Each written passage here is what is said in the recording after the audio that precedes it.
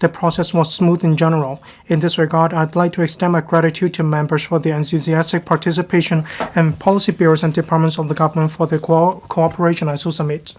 Questions. Question number 1, Mr. Kenneth LAU. President, government statistics show that 128 young people aged under 21 were reported to have consumed space oil drug in the first quarter of this year, accounting for over 67% of all reported cases. The youngest among them was just 12 years old. In this connection, will the government inform this council, 1. of the respective numbers of cases of young people possessing and consuming space oil drug received by the authorities in the past 3 years, the specific measures in place to assist them in drug treatment and rehabilitation, and the total number of young people who have quit space oil drug with such assistance to date. 2. Whether it will establish a regular mechanism for primary and secondary schools in Hong Kong to handle cases of young people consuming space oil drugs, while strengthening training for frontline personnel, including teachers and social workers, in order to enhance their ability to identify, handle, and prevent cases of students consuming space oil drug. And 3, given that the government launched the Healthy School program some years ago to establish a healthy and drug-free culture in schools by organizing personal growth activities and voluntary school drug testing, whether the authorities will step up the promotion of this program in primary and secondary schools in Hong Kong so that teachers and social workers can have opportunities to identify those young people who consume space oil drug at an early stage and provide them with immediate and appropriate assistance. Secretary for Security. President, the government attaches great importance to combating the emerging space oil drug problem. A number of targeted measures have been launched on multiple fronts to curb the use of space oil drug, any illegal substance containing the anesthetic etomidate. Among these measures, we have listed etomidate in its 3 analogues as dangerous drugs through legislation and have recently proposed listing other analogues as dangerous drugs as well. Since the listing of etomidate as a dangerous drug on the 14th of February 2025, law enforcement agencies have successfully stopped the supply of more than 220,000 cartridges by the end of last month, with a total of 405 persons arrested. Among those, 153 were involved in trafficking in dangerous drugs, accounting for nearly 40% of the arrests.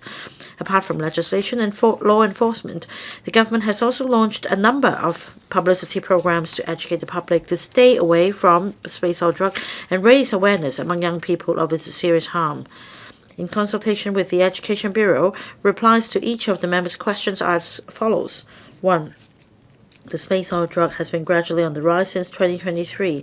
From 2023 to 2025, up to the 31st of May, the law enforcement agencies arrested a total of 566 persons for unlawful possession of etomidate, and among them, 134 persons, or about 20%, were young people aged below 21. Regarding the number of abuses, data from the Central Registry of Drug Abuse show that from 2023 to 2025 up to the 31st of May, there were 493 recorded space oil drug abuses, of whom 356 persons, or about 70%, were young people aged below 21. These young people are being followed up by relevant drug treatment institutions or outreaching social work teams to help them quit drugs. Indeed, drug treatment and rehabilitation services are an integral part of the government's anti-drug strategy. For young people addicted to space oil drug treatment and rehabilitation agencies, such as counseling centers for psychotropic substance abuses, or CPPSAs, provide education programs, vocational training, and counseling on careers and studies tailored to their personal growth stages, learning needs, and interests. Anti-drug workers also provide young people with essential emotional support and mental health counseling. 2.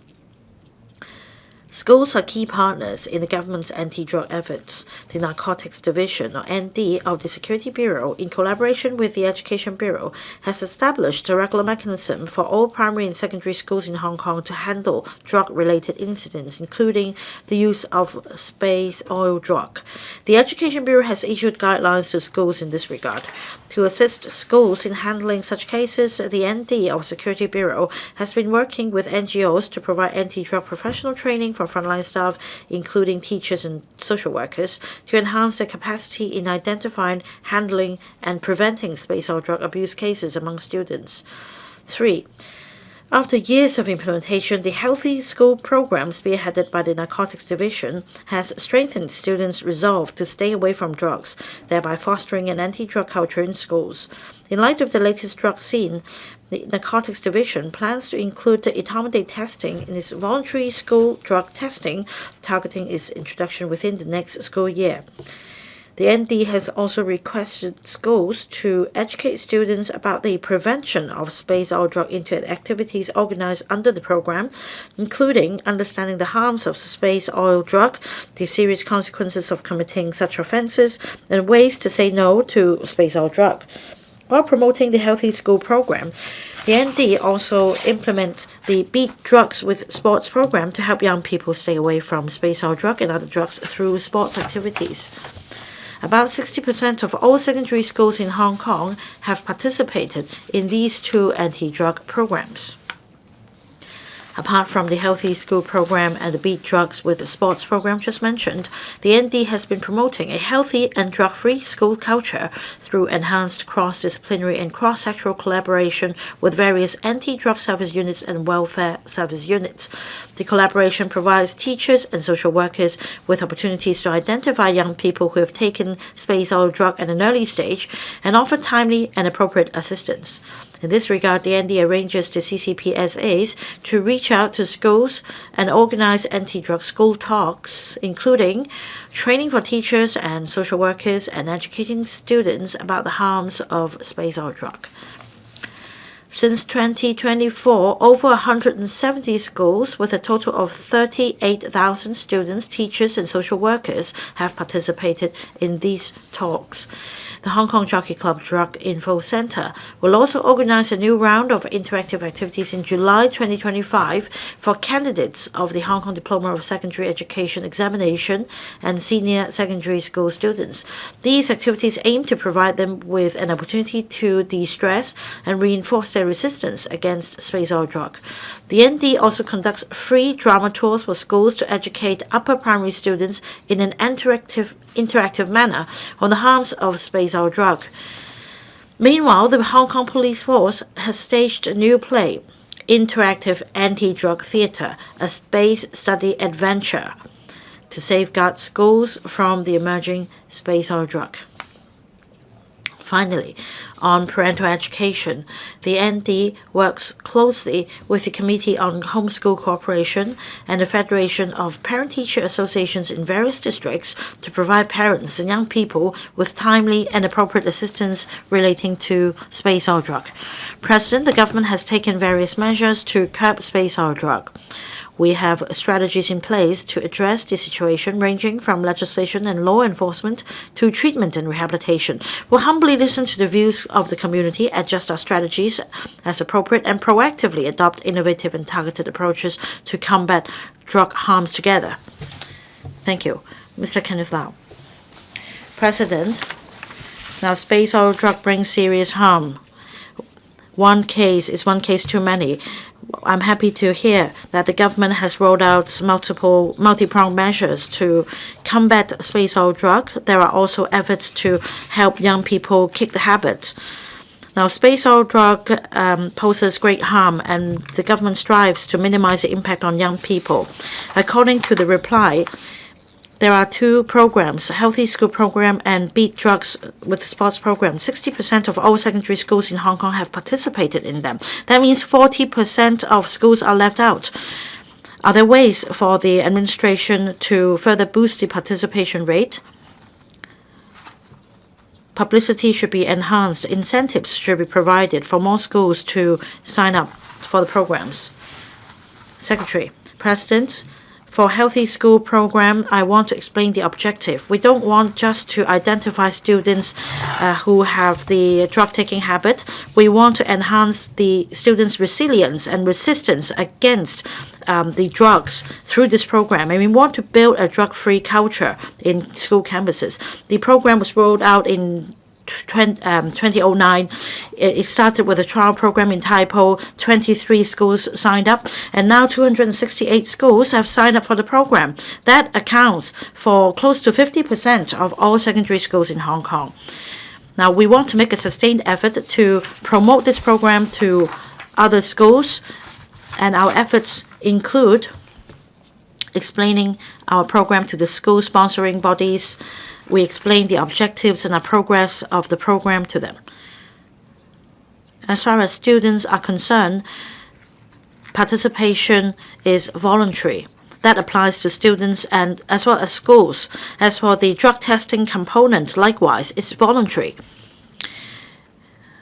Through this program, we want to foster a drug-free culture in school campuses. I reiterate that the objective of the Healthy School program is not to identify drug addicts. So, of course, we explain the program and all the activities to parents as well as the parent-teacher associations. Now, the program started in 2009, and so far, a single-digit figure. That means 7 students have been identified as having taken drugs. We attach great importance to this matter. Now, instead of reporting the matter to the police once these cases are identified, we focus on helping the students kick the habit. So we'll continue to promote the program to more schools. Dr. Dennis Lam. Thank you, President. The Narcotics Division of the Security Bureau mounts this publicity.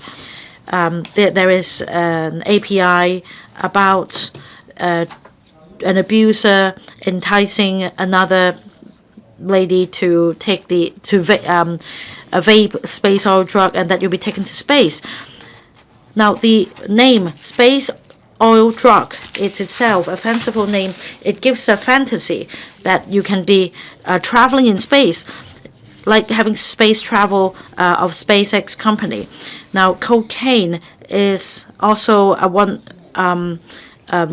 it's also called Coke, for example. Will the government consider changing the name of space oil drug and just focusing on the ingredient, which is etomidate, so as to explain the harm to the public?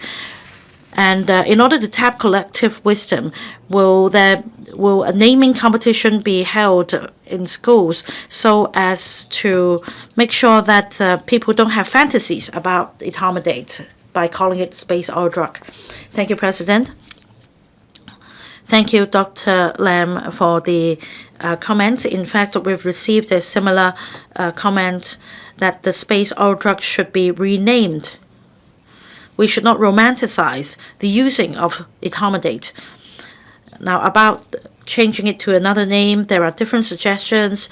Dr. Lam just now suggested sticking to etomidate. We're also thinking about the consequences, for example, losing control and misbehaving in a public place. And if you go out in the street, you might be knocked down by a car. There might be hormonal imbalance. And for ladies, there might be excessive hair growth. There might be trauma and drooling. Some call it a zombie drug. We want to collect views from the community so that we can come up with a better name. We reiterate that a new round of publicity will be rolled out targeting what is currently called the space oil drug, so that our young people will refrain from using and will stay away from the drug. Ms. Elizabeth QUAT, I do agree that we're romanticizing the drug by calling it space oil drug. It gives a misconception, and students in particular will be vulnerable to such kind of fantasies. So I fully agree with the suggestion that this name be changed. Now, it's easy to have access to space oil drug or etomidate through online sales channels. And I've watched clips about young people vaping etomidate, using the e-cigarette gadget. Some young people are even wearing school uniforms. My question is whether the ND will include etomidate in the drug testing component of the Healthy School program, and whether a WhatsApp hotline will be set up to receive reports about abuse of space oil drug or etomidate so as to help young people. Secretary. Thank you, President. Now, we plan to include etomidate into the drug testing component of Healthy School program. At the moment, the drug test targets 5 different drugs. We take samples of urine or buccal swab, and we plan to introduce or include etomidate in the drug testing component of the Healthy School program. In fact, starting from next school year, that will happen. The second question is about online patrol. Starting from 2008, the ND established a dedicated cyber patrol team. The patrol team would check advertisements online that invites or entices people to take drugs. Now, about arrest figures in 2024, we cracked down on 174 such cases through online channels. And as of the 31st of May this year, we detected 114 such cases. A few of these cases involved etomidate. These cases were identified through the cyber patrol efforts. So the internet is not the Wild West. We continue to collect intelligence and take law enforcement action. Your question hasn't been answered, Ms. Elizabeth QUAT. The Secretary hasn't answered whether a WhatsApp hotline will be set up to receive reports. Secretary. Thank you, President. We have 3 hotlines. One is set up by the ND. Its focus is on rehabilitation. So you can ring them or WhatsApp them. The police also has a drug hotline. The Custom and Excise Department has another one. With the rampant use of space oil drug, we are contemplating the setting up of a dedicated line for space oil drug. Next, Dr. Junius Ho. Thank you, President. The Secretary mentioned in the main reply that talks will be held for schools to remind teachers, students, and other stakeholders about the police's efforts and the prevalence of this emerging drug. From 2023 till now, several hundred arrests have been made. 365 of them were aged 21 or below. Now, my question is this. Apart from talks in schools, are there other ways to boost your efforts? Other members mentioned hotlines. As far as legal proceedings are concerned, especially sentencing, will you tell the judiciary that there is a need to adopt a higher starting point to achieve greater deterrence? Because of the rapid surge of the use of space oil drug, we need to take a heavier hand to achieve deterrence. Secretary. Thank you, President. On the 14th of February 2025, we listed etomidate as a dangerous drug, and so far 5 offenders have received their sentences. Time is needed for drugs to be tested before the case concludes.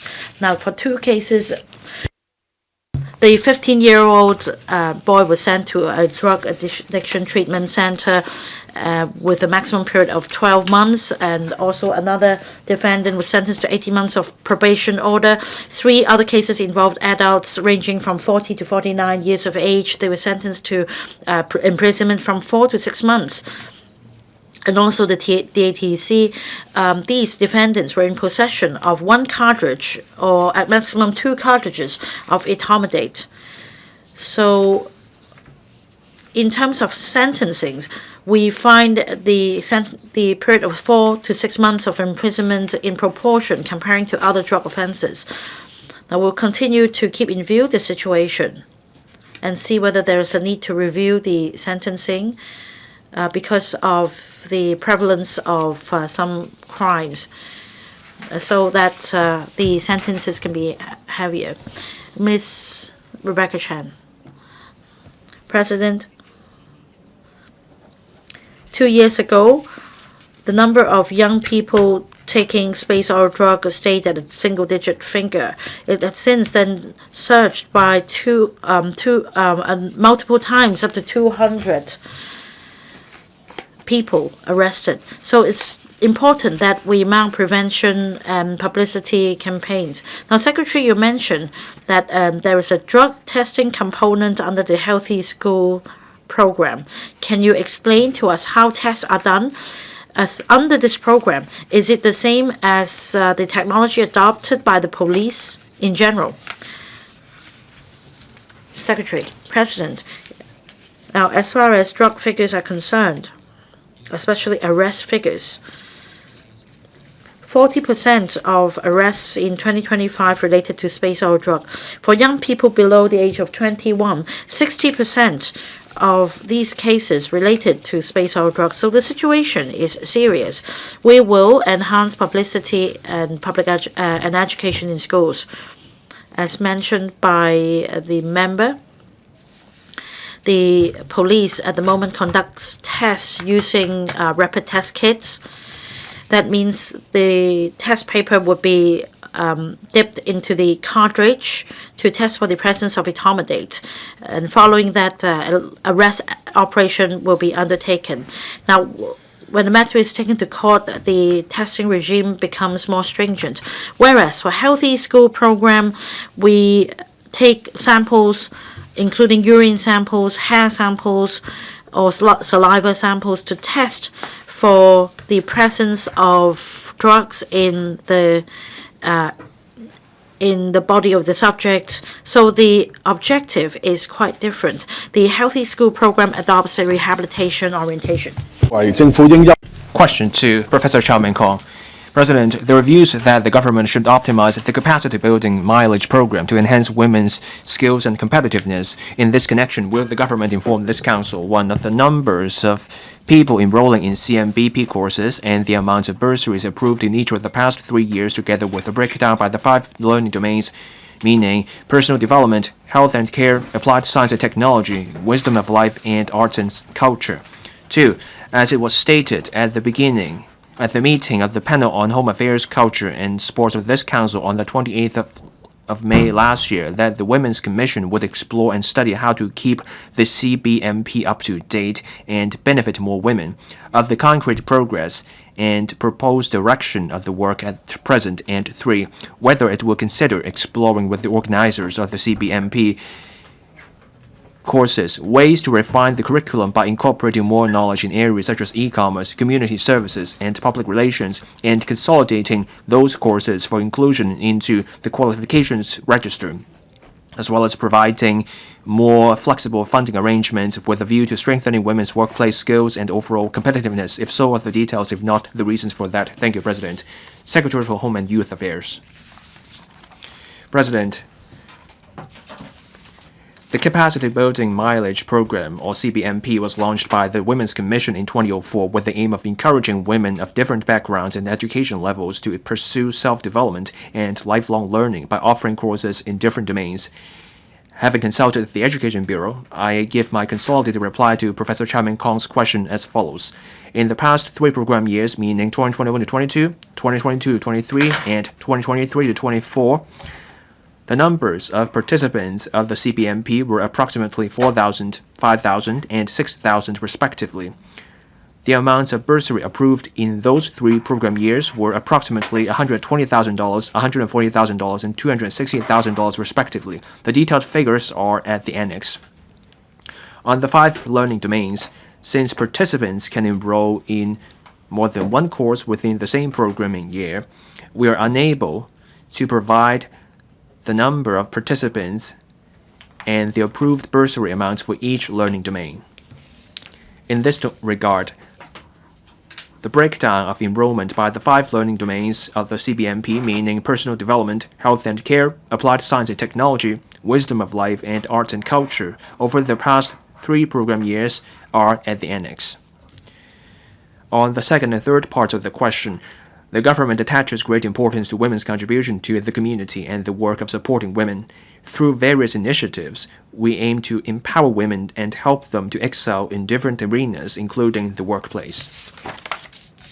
At its inception, the CBMP was designed in response to the learning and employment landscape in the community at that time to enable women to enhance their personal capacities or capabilities by enrolling in various types of courses in their spare time.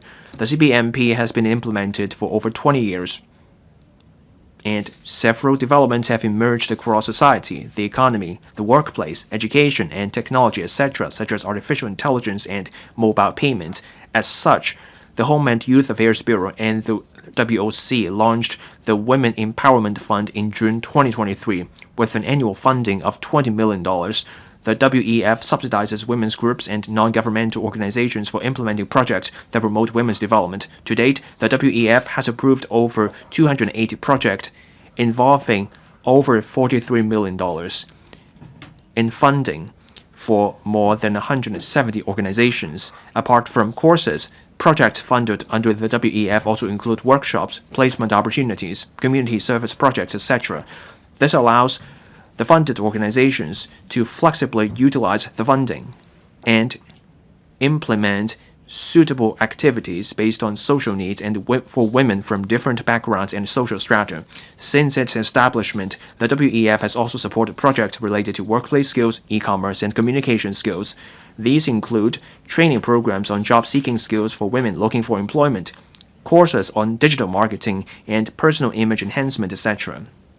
The WEF also runs the program on women's participation in community services, which encourages women to plan and implement community service projects based on actual societal needs, such as preparing soft meals for the elderly, visiting residential care homes for persons with disabilities, and organizing day camps for children with special educational needs. These projects promote community care and inclusion. In addition, to promote women's workplace development, we also launched the She Inspires Mentorship Program this year. Under this program, local female university students who aspire to a career in the professional or business sectors will be matched with women leader mentors and provided with relevant training and activities to help young women enhance their workplace skills and prepare them for entering the workforce. This will improve women's overall competitiveness in the long term. To make better use of government resources in promoting women's development and training, the HYAB and the WOC are reviewing the future direction of the CBMP and related arrangements. This is to ensure the effective use of the government's financial resources and keep up with the times in promoting women's development in all aspects.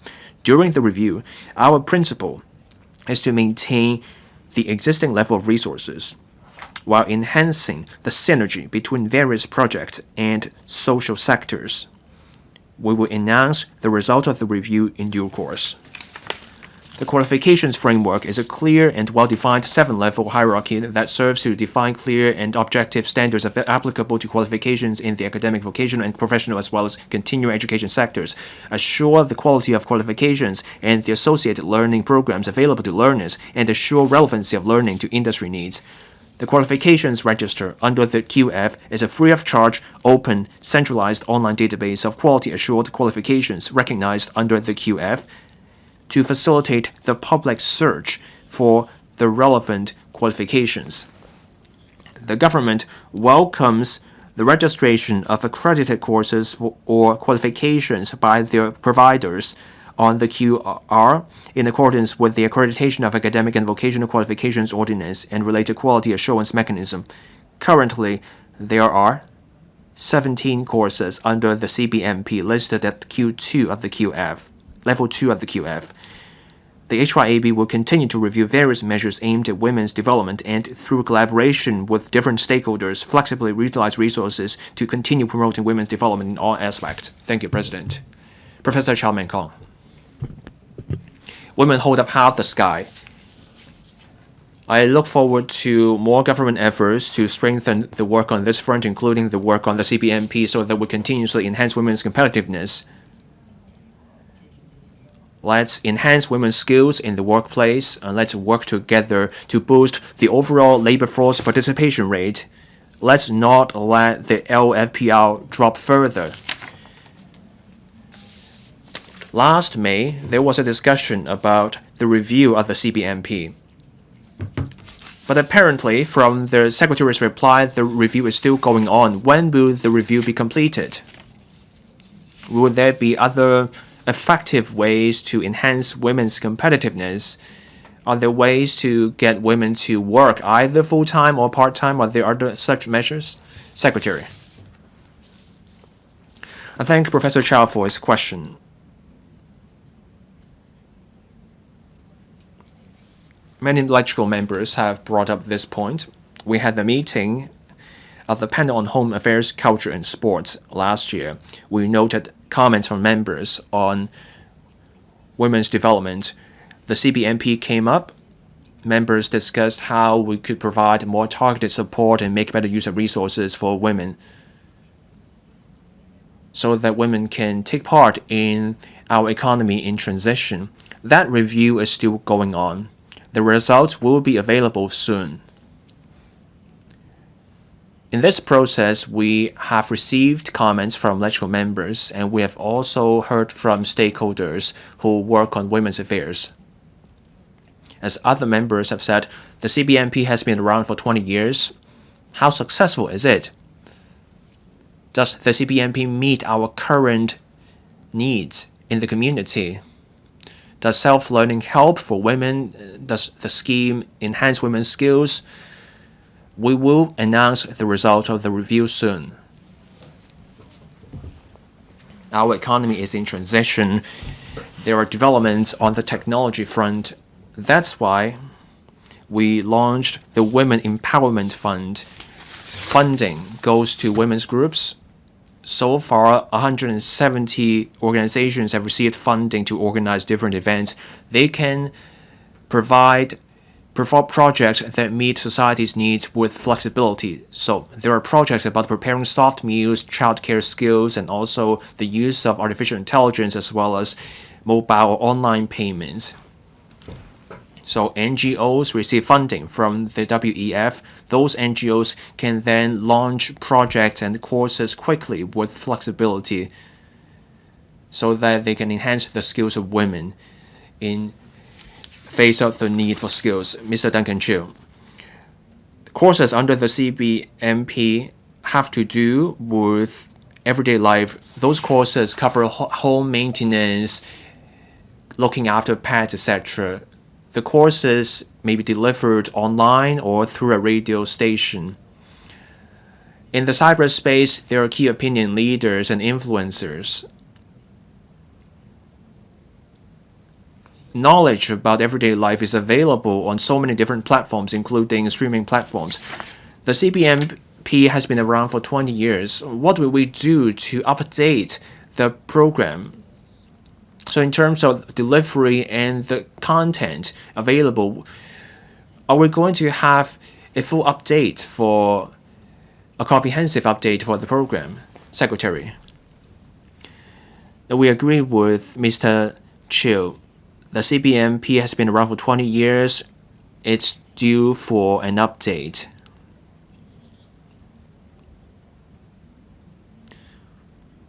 Times have changed. You go online, you look up a YouTube video, you get the information free of charge. And there are other clips. You get all those clips on demand.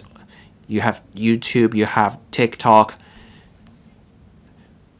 So things may have changed. There's a partnership under the CBMP with the radio station. That's for women to listen to the radio while they look after family members. that was the thinking back then, but now things have changed. People can access videos on their own cell phone. So as I said in my main reply, I stated some principles we will consider, and that is the community's needs. What's the best way for us to give women access to information in a convenient way? And is there overlap between what's on offer under the CBMP and information already available online? If there is overlap, then let us consolidate resources instead of devoting resources to information already widely available. I thank Mr. Chiu for his suggestion. We are of one mind. It's a 21-year-old program. The time has come to reform and update the program so that we make good use of government resources. But I can give this pledge. Whatever change we propose, whatever new measures we may come up with, we will maintain the same level of resources going into the program. Ms. Maggie Chan. Thank you, President. I'm looking at the main reply. Over the past 3 years, health and care saw the largest number of participants. Has the government compiled the figures on the number of participants who ended up in the health and elderly care sector?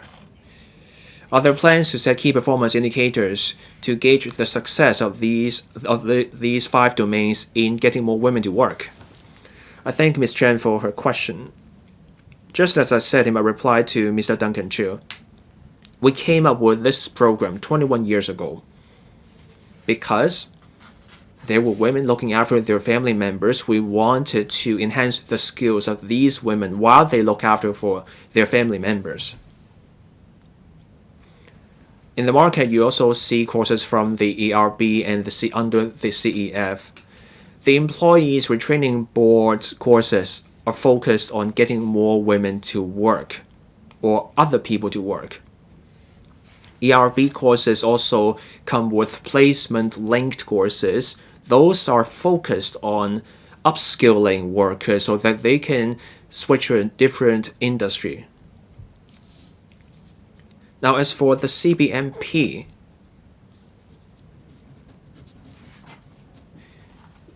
the CBMP is different from the ERB's courses in its focus. The members' question is about whether we have compiled figures on the number of people who join different industries. This wasn't the purpose that the CBMP was set up for. The CBMP was created for women to look after their family members, take health and care. Women signed up for a course on health and care so that they could look after a chronically ill family member. 17 of the courses under the CBMP are at level 2 of the qualifications framework. But that's not the original purpose of the CBMP. I thank Ms. Chen for her supplementary question because she brought up a point, and that is, for this 21-year-old program, the program was set up to help women with self-learning, but things have changed. We now want to achieve more.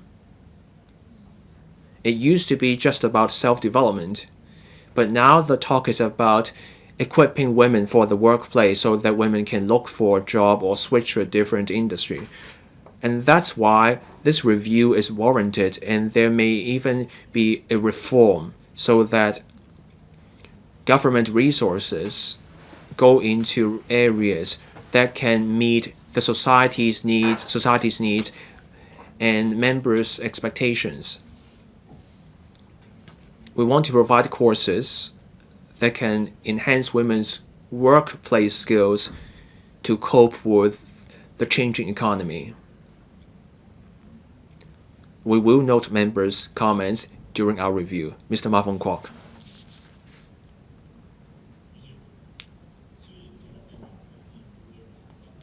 The CBMP focuses on women, but a bit of research shows that men can also sign up for the CBMP.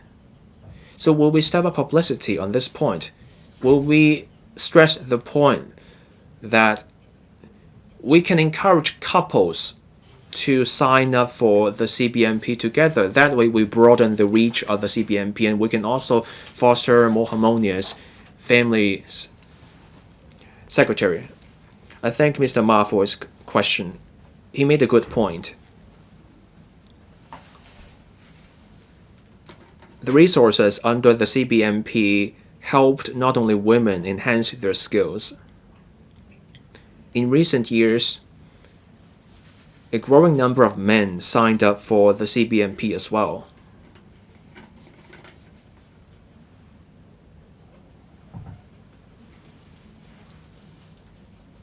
People, it doesn't matter whether they are men or women, as long as they want to enhance their skills, can sign up for this program.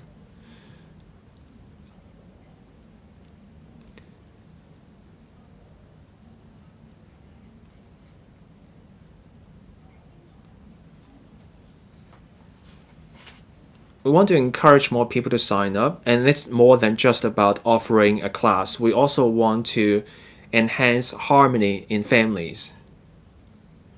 We want to encourage the concept of he for she. We want men and women to work together.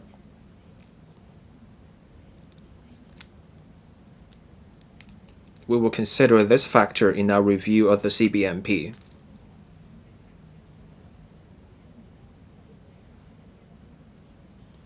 We will bear in mind the concept of he for she in our work. So this is also in line with Mr. Ma's point. Mr. Ronald Chen. Thank you, President. I'm looking at the annex. There are 5 domains. There has been a spike in the domain of applied science and technology from 600 to 1,300. Will we focus on the most popular programs when we devote resources to benefit more women? Secretary. I thank Mr. Chen for his suggestion. This is exactly what we have in mind. We want to review our existing resources to see if they are where they can make the most difference.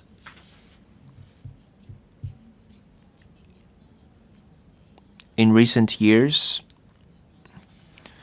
applied science and technology such as AI has been top of mind for people. That's why more people signed up for courses in this domain. We're not trying to focus on a particular kind of courses. Our resources go to organizations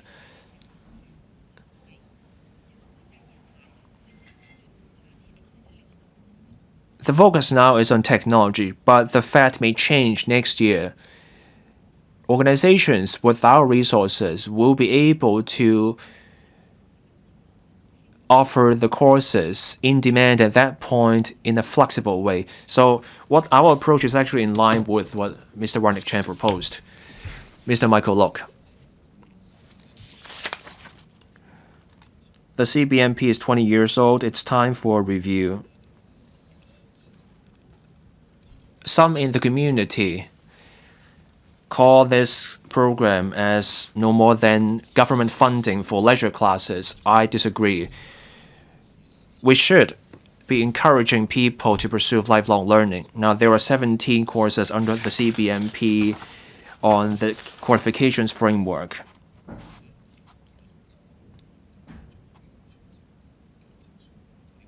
Two courses actually qualify for the modular accumulation scheme with the ERB. So will there be such cases? I know the CBMP is meant for something different from that of the ERB. But can we have more vocational focus for the CBMP? Say, can we have more courses on how women can protect themselves from workplace violence? Secretary, That's why we are saying that a review is needed. We offer courses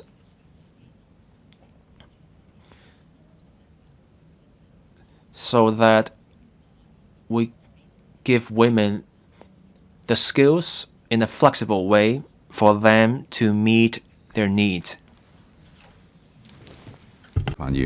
Question 3, Ms. Elizabeth QUAT. President, Hong Kong is pressing ahead with the promotion of LAE, Low Altitude Economy, which is one of the growth engines of new quality productive forces. The Chief Executive announced in the 2024 policy address the establishment of the Working Group on Developing Low Altitude Economy and the introduction of a series of measures to unlock the low altitude airspace as a new production factor for our economy. In this connection, will the government inform this council?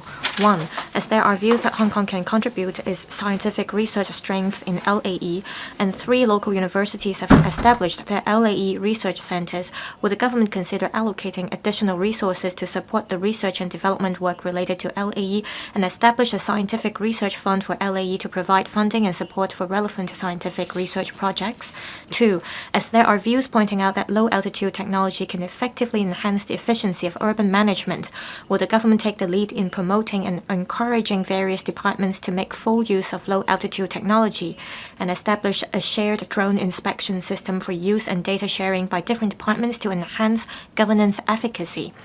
And 3, whether it will step up efforts to admit and nurture low-altitude professional talents, including improving the relevant curriculum system, admitting and nurturing teaching staff, and enhancing industry awareness, and establish a mutual recognition mechanism with mainland LAE talents, thereby building a LAE talent pool. Secretary for Transport and Logistics. President, the government attaches great importance to LAE, Low Altitude Economy, and is adopting a multi-pronged strategy to build a smart LAE ecosystem.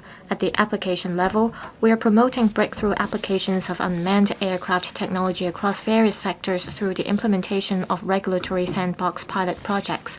On the regulatory front, the government is proactively taking forward legislative amendments to not only expand the regulatory scope for unmanned aircraft, but also create legal possibility for trials of passenger-carrying aircraft. The proposed legislative amendments have been tabled to LegCo for scrutiny, with a target to take effect on the 18th of July this year. All relevant bureaus and departments have been communicating closely to establish an overarching policy framework ensuring coordinated policies in different aspects, including establishing cross-departmental coordination mechanism, providing support to the industry, and fostering talent development. This is to establish Hong Kong as a regional hub for LAE. In consultation with the relevant bureaus and departments, including the Development Bureau, the CAD, as well as the ITIB, the reply to Ms. Elizabeth QUAT's question is as follows. 1. The government has all along been supporting R&D in different technology areas through the INT Fund to support local universities, R&D centers, and enterprises to conduct R&D in electronics, data transfer, and processing, including those related to LE, through various funding schemes under the ITF. Furthermore, the INT Venture Fund aims to encourage and facilitate venture capital investments in local INT startups, thereby supporting these enterprises to establish business operations and conduct R&D in Hong Kong. Enterprises in LAE-related industries which meet the eligibility criteria can also benefit from the INT Venture Fund. The government will maintain close communication with local universities and research institutions to explore different forms of support measures for fostering sustainable R&D work in the LAE sector. 2. Relevant departments are actively taking forward the development of low-altitude infrastructure and exploring innovative models for data sharing and collaborative management, making reference to the latest practices in the mainland. We will study the sharing of flight routes, real-time flight data, restricted flying zones, geographic information, and 3D geospatial data, and apply them to diverse uses such as airspace, management, weather forecasting, and surveillance. At the same time, the government has commenced a technical study on low-altitude infrastructure, including the functions of low-altitude traffic management systems and related supporting facilities. On this basis, will explore the feasibility of sharing low-altitude data through a unified platform. Among the first batch of sandbox pilot projects, one project involves testing the sharing of data collected by unmanned aircraft. The operational model of the project will provide important insights for the establishment of a unified platform. Currently, a wide range of spatial data is available from the common spatial data infrastructure such as map, building, and land use.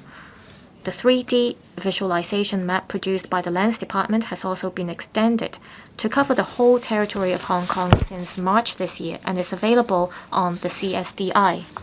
These high-precision 3D spatial data can not only enhance flight route design, but can also be applied to simulation for flight training, takeoff landing facilities planning, as well as traffic management for real-life operation.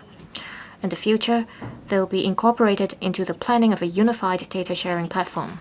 Meanwhile, various government departments are already using unmanned aircraft equipped with smart technology to enhance service efficiency. For example, this May, the Hong Kong Police Force has implemented the pilot scheme for drones policing in Border District and Kowloon West region. Drones are used for patrolling and autonomous execution of missions, including the use of infrared detection system to inspect remote areas or difficult terrains, thereby enhancing patrol efficiency. 3. The development of LAE requires talents in various fields, including those engaging in industries such as INT. In respect of INT talents, the government has been adopting a multi-pronged approach to enlarging the local INT talent pool. For example, the government has launched the STEM internship scheme, which encourages university students to experience INT-related work. The government also launches different schemes to assist the youth in pursuing a career in INT after graduation. For example, through the Research Talent Hub, the government funds qualified institutions and enterprises to recruit university graduates of STEM subjects, that's science, technology, engineering, and mathematics, to conduct R&D work. The Hong Kong Science and Technology Parks Corporation and the Cyberport also provide INT talents with internship and startup opportunities through various schemes. To facilitate talent admission to Hong Kong, the Tech Talent Admission Scheme handles applications that involve the admission of non-local talent to undertake R&D work in Hong Kong expeditiously, covering 14 tech areas. To ensure aviation and public safety, remote pilots operating SUA, or small unmanned aircrafts, shall comply with all regulatory requirements and operating requirements under the Small Unmanned Aircraft Order, Cap 448G. Remote pilots conducting advanced operations shall hold an advanced rating and complete advanced training and assessment through an SUA training organization approved by the CAD. As of this May, there are 8 approved training organizations providing advanced training and assessment. Some of these organizations are actively preparing training courses for the new Category C SUA. That's SUA weighing over 25 kilograms but not exceeding 150. Which will be introduced under the SUA order.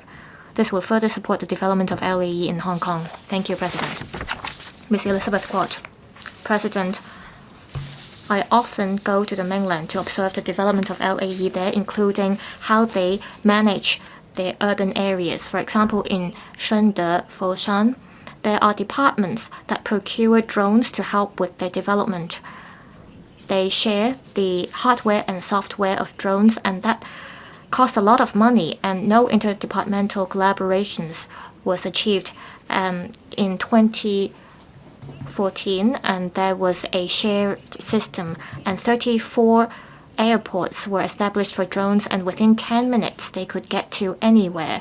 And they used drones for patrol, and with the AI surveillance, they were able to combat fly tipping as well as illegal occupation of streets, water pollution, air pollution problems, as well as on tackling fire as well as disaster relief. Whenever problems are detected, AI would refer the cases to the relevant government departments. This helps enhance urban management. It used to cost 3 hours to finish the patrol, but now it only takes 45 minutes. The efficiency is enhanced by 4 times. All these urban problems are the pain points faced by Hong Kong as well, and they involve the Development Bureau, the Environment and Ecology Bureau, etc. Will the government learn from the mainland and build a drone inspection system within the government to avoid duplication of efforts in enhancing urban management efficiency? Secretary, I thank Ms. QUAT for her questions. We agree that from the perspectives of urban management as well as data sharing, we should facilitate data sharing by enhancing the use of drones, and this is crucial to enhance urban management efficiency. Currently, our working group on developing low-altitude economy as well as the CAD have been working on a basic foundation to build LAE. We are also exploring a collaborative model, and we will learn from the latest practices in the mainland for data sharing. At the same time, we are trying to build a smart low-altitude traffic management system. We're working on the design and the relevant requirements, and based on this system, we will, through a unified platform, explore the feasibility of data sharing. Different departments will be able to share their data with each other in terms of their urban management concepts as well as services. We hope that through flight routes, flight data, restricted flying zones, as well as 3D geographic information, we can build an interdepartmental low-altitude economy service platform. We will talk to the technical partners under the regulatory sandbox scheme. We will adopt a pragmatic approach, so we will adopt the ideas that are mature. We will explore how we can apply the relevant technology in government services and in the community level. We will, on various fronts, facilitate the building of this interdepartmental unified platform so that we can, as soon as possible, implement this system and apply it to different application scenarios. Mr. Chen Xiuhong. President, I'm happy that according to the Secretary's major reply, different government departments are proactively promoting the building of low-altitude infrastructure. Hardware and software are the cornerstones of building an LAE. However, the cost is high. Where does the money come from to promote LAE? This is a crucial question. We cannot rely just on the private sector. The high upfront cost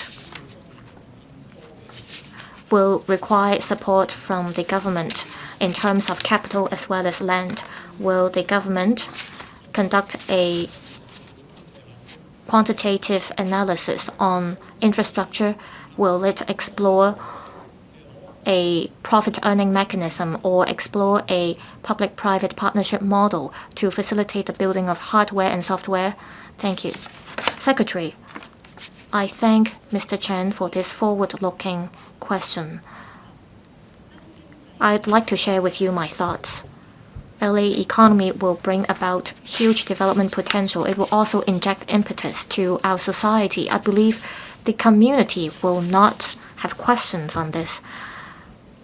Currently, within the working group on developing low-altitude economy, we are preparing to carry out a technical study, and we will review the resources available because resources are required for us to come up with a top-level design. We also need resources to promote LAE in different sectors. So resources are necessary. In order to promote LAE, the participation of the private sector is crucial. Take the takeoff and landing points as an example. Under the regulatory sandbox scheme, a lot of the projects happen on private land, so we need the private sector's participation. For communications service provider, they have been taking part in some of the sandbox projects as well, so we need effort in this regard. The government will take the lead to come up with a model and a set of standards. We hope that within the government we can streamline the relevant procedures and remove the barriers so that we can bring together different sectors on this. We hope that the private sector will play an important role. We will need airspace in the future, and we will adopt a holistic approach as we consider how we take forward our projects. This will involve valuable public assets. In future, as we explore how we use the airspace, we will take into consideration efficiency, including socio-economic efficiency. We will have to put in more efforts to decide how we can work on this. We'll bring together resources from the government as well as the community so that we can make good use of the resources we have on the design. Thank you. Ms. Carmen Khan. Thank you, President. I took part in the scrutiny of the relevant subsidiary legislations. According to the government, the subsidiary legislations will take effect on the 18th of July. I asked about insurance requirements in the meeting. For Category C SUA weighed between 25 kilograms and 75 kilograms, a $15 million insurance plan will have to be taken out, and for 75 kilogram SUA, the insurance premium will be at $20 million. I want to know whether the government has talked to the service providers, whether the service providers have offered the relevant products, especially targeting Category C SUAs to help promote the development of LAE and to help us enhance our competitiveness. Thank you. Secretary, I thank Ms. Khan for her questions. On insurance requirements in the latest legislative amendments we proposed, well, through very efficient and in-depth discussions, we talked about insurance requirements. I have the following 3 points to make. First, on coming up with the small unmanned aircraft order, we set the insurance premium at $10 million, and it is the lowest minimum requirement. We drew reference from, for example, the buildings management, third-party insurance regulation, and this is the minimum requirement under that regulation. We are introducing a new Category C SUA. They are heavier SUAs. On top of the $10 million insurance premium, we are proposing other minimum requirements in terms of taking out insurance. We want to facilitate the relevant sector, and we have been in talks closely with the Insurance Authority as well as the Hong Kong Insurance Federation. We want to encourage the insurance sector to roll out more insurance products. We attach importance to safety as well as risk management, and data is crucial. So the data we are going to collect under the regulatory sandbox projects and the experience we accumulate under the pilot scheme, we will share them with the insurance sector so that they have a better grasp of the risk management as well as how they can better manage the commercial operations so that they can enhance their competitiveness in terms of their products. Dr. Johnny LAE has been developed for some time, especially in the GBA. The relevant development has been vibrant. My question for the administration is whether it has considered building a mutual recognition system to build a low-altitude cross-boundary corridor to further harmonize the relevant laws and regulations in terms of using unmanned aircrafts in the GBA. Secretary. This is an important question, and this is one of the 3 visions that we're working towards. We hope to be an international bridge. We want to build a platform to bring together different enterprises. We also want to help mainland enterprises to go global. So standard certification and harmonization will be crucial. At the same time, we are trying to come up with a set of standards. We'll learn from the experiences from the mainland. We also have a very good system to connect with the international world. So on this basis, we think that we'll be able to come up with a unified technical standard certification system. At the same time, we're trying to build a smart infrastructure system. So being international and having the standardization and having the smart system will be able to achieve our goals. Thank you. Mr. Eric Yim, LAE brings together huge potentials. It will inject impetus to the sustainable development of our city.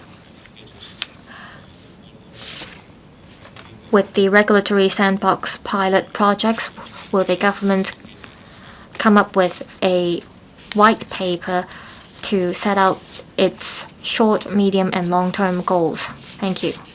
Secretary, as mentioned, we are looking at the top-level design, and we're looking at LAE from a macro perspective. We have the sandbox scheme, and we want to have a standardized system. We want to be an international bridge, and we are trying to build a smart infrastructure system. We want to work with our technical partners as well as the INT sector on the various support measures. We hope to give a clear guidance to our community. We want a set of papers that set out our clear visions and future directions, and we'll adopt an open mind in terms of coming with these papers. Thank you. Question 4, Mr. Vincent CHENG. Thank you, President. In order to enhance management efficiency and service quality of public rental housing estates, the government is actively promoting smart estate management as has selected 10 PRH estates, including Hoi Ying Estate and Shamshui-Po, as pilot sites. Pilot estates were short for smart estate management. According to an opinion poll, over 90% of the responding PRH tenants hope that the Housing Department expeditiously introduce smart management into estates where they live. In this connection, will the government inform this council, one, of the details and timetable for implementing smart estate management in various pilot estates? 2, given that the government will utilize the Internet of Things and artificial intelligence to facilitate daily management in the pilot estates, and will also introduces robots to carry out tasks such as security patrol and cleansing of the criteria based on which the government decides to carry out such smart equipment and technologies in the pilot estates, whether it will introduce robots into estates other than pilot estates, and whether it will consider introducing robots of a more interactive nature to act as goodwill ambassadors to residents by answering their daily inquiries, and 3, whether it will extend the smart card access control system for buildings to all PRH estates, enabling residents to enter their buildings with smart cards or personalized PR codes, and thus reducing the security risk of leaking building access code, and install smart home monitoring systems for elderly residents if so, the details. Secretary for Housing. President, under the theme of Housing INT Initiative, the Hong Kong Housing Authority promotes smart estate management this year so as to enhance efficiency and service quality, strengthen estate security, improve environment, expedite maintenance work, and enhance the sense of well-being and sense of gain of public rental housing residents. The HA has selected 10 public housing estates as pilot sites for the introduction of innovative technologies to promote smart estates management. In response to the questions raised by Mr. Vincent CHENG, our replies as follows. At present, the HA has introduced the following innovative technologies for estate management. 1, Internet of Things sensors. The HA applies a variety of sensors and IoT to digitalize various circumstances and information in estates, collect real-time data for analysis and monitoring, and establish early warning systems, such as early warning of electricity supply, operation of water pumps, and drainage system blockage, to notify the estate officers immediately for follow-up. This would enhance the efficiency and service quality and minimize the impact on residents. 2, artificial intelligence, AI. AI is able to analyze images to detect irregularities and monitor the common areas of PRH estates in real time, identifying incidents such as objects falling from height and illegal parking. The AI video analytics system can spare frontline staff from reviewing video footages for a long time, helping staff identify more accurately and efficiently the incidents of objects thrown from height from long videos, thereby shortening the time required for the entire evidence collection process and enhancing the efficiency in handling such incidents.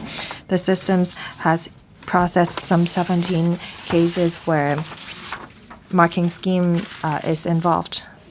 3. Mobile devices. The mobile applications can be used anytime and anywhere by frontline staff, enabling them to record and retrieve information on site at various locations. The mobile application system for daily patrol developed by the HA allows security staff for readily report patrol situation and record in real-time matters requiring cleansing or maintenance services with photos uploaded, replacing the paper reports, reducing the paperwork after patrol duties, and raising the effectiveness of follow-up actions. 4. Robots and small unmanned aircrafts, SUAs. Robots and SUAs have brought significant benefits across various fields. Since mid-2022, maintenance staff of the HA have been utilizing SUAs for tasks such as inspecting external walls, lift shafts, trees, and the green roofs of estate buildings. We have inspected trees of 175 estates. Not only does the SUA save manpower and time, but it also greatly enhances inspection efficiency and avoids the risk brought by scaffold-based inspections. These technologies help complete tasks which are dangerous or difficult for humans to achieve within a short period of time and minimize inconvenience caused to residents. Robots have also been used on a trial basis in 3 housing estates for routine cleansing and security work. In addition to physical robots, virtual robots also provide considerable assistance to residents. For instance, the public can inquire about information and provide suggestions through interaction with the HA chatbot. To further promote the application of IT in PRH estates management, the HA established a dedicated coordination team in mid-2024 to oversee the trial of various technologies across different management functions and review operational models. The coordination team also formulates implementation timetable for estates based on their specific conditions with a view to gradually introducing suitable innovative solutions.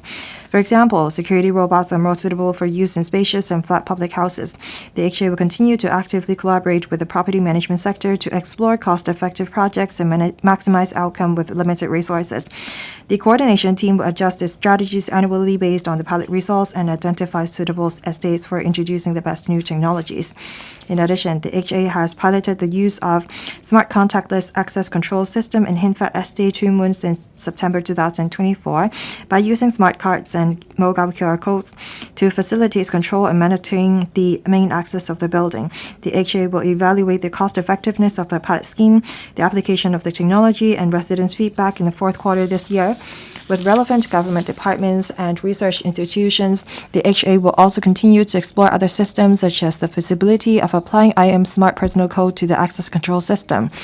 Subject to the availability of resources, the HA will try other smart access control systems in other estates subsequently. Upon analysis and comparison of different systems, the HA will gradually extend the smart access control systems to suitable PRH estates and phases. The HA always upholds the values of caring and keeps abreast of the times to actively explore measures to address the needs of the elderly residents through the application of innovative technologies. Starting from April this year, the HA launched the pilot scheme of door sensor installation for elderly households in Wan Hon Estate in Kwun Tong and Shenlok Estate in Ho Man Tin. The elderly households who voluntarily participate in the scheme are equipped with a system which allows designated relatives or friends to keep track of the movement of the elderly in and out of their flats so as to provide timely support when needed. So far, a total of 50 elderly households have participated in the scheme. The Housing Department will actively explore the feasibility of implementing other similar schemes in collaboration with other government departments and social welfare organizations with a view to benefiting more elderly households in other PRH estates. Moreover, the HA has also provided subsidy to eligible elderly households to install an emergency alarm system, EAS, so that elderly in need can seek help promptly in case of emergency. We have approved about 26,000 applications since implementation of the scheme. We have also been piloting the installation of smart fall detection systems in accessible toilets in some estates to detect incidents such as falls, faints, or prolonged inactivity. The HA will continue to listen and make reference to the views of various stakeholders with an open manner and to explore more effective, innovative technologies for smart estate management so as to enhance the service quality and the well-being of the elderly and residents. Thank you, President. Mr. Vincent CHENG. Thank you, President. I asked around in PRH estates to see what they think about IT. They think that they want an access control system and a system to monitor objects falling from height. The administration said that they will review the smart contactless access control system in Hon Estate in the fourth quarter this year. This system is very common in private housing estate and enhance the security of the building. Will the administration advance their review of the system so that more residents in PRH estates can benefit, not only those living in those 10 estates? Secretary. We will trial the use of different technologies and identify the most suitable one for the smart contactless access control system before we expand the use of it. Regarding objects falling from height, we have been implementing this monitoring system across different estates. We already have 190 systems installed in different estates to detect objects thrown from height. These are mobile systems that can be placed in different locations. These systems will be able to detect black spots where there will be a lot of objects thrown from height. Mr. Tekjian. Thank you. The administration talked about emergency alarm system, but that's different from a household security system that we have in mind. The community has been promoting drone technology. The HKCSS has been promoting it as well. In a country, in Japan, this type of drone technology is widely adopted. I wonder why we are lagging behind these places, and why can we not adopt more drone technologies in elderly households? Secretary. Thank you. We trial different technologies in elderly households. The emergency alarm system is just one of them. The technology involved in EAS has evolved as well. The EAS is no longer a static one, now is portable. As we mentioned in the main reply, in accessible toilets, we have installed smart fall detection systems.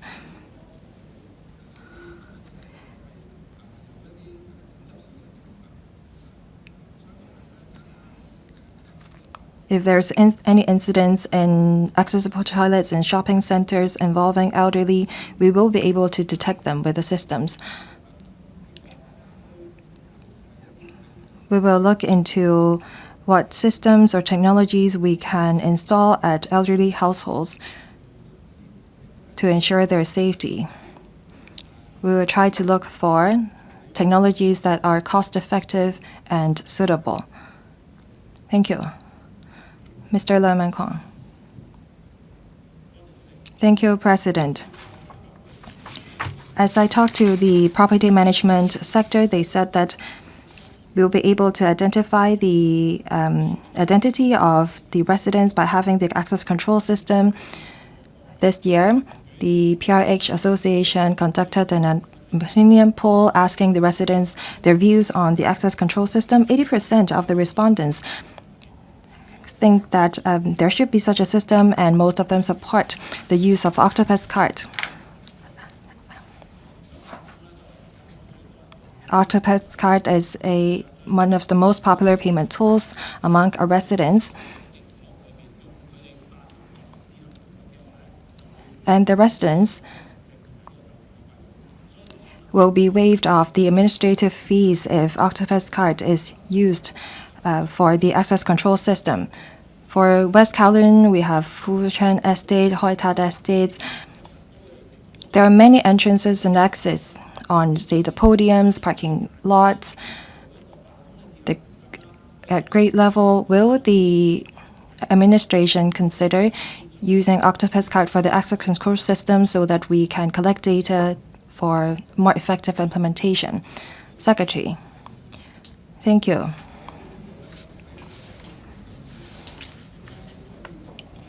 We know that with the use of smart access control system, we can bar strangers from entering a PRH buildings, and that will enhance security. So we will trial the use of different types of system.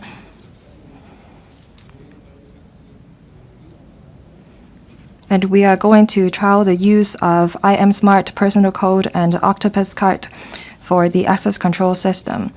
We thank the Digital Policy Office for their technical support. Very soon, we will trial these systems. After piloting the use of these systems, we will identify the most suitable one. Mr. Dennis Leung. Thank you, President. There is a significant loopholes in the PRH estate security because the access code is usually leaked and there is only one security guard on one side of the entrance.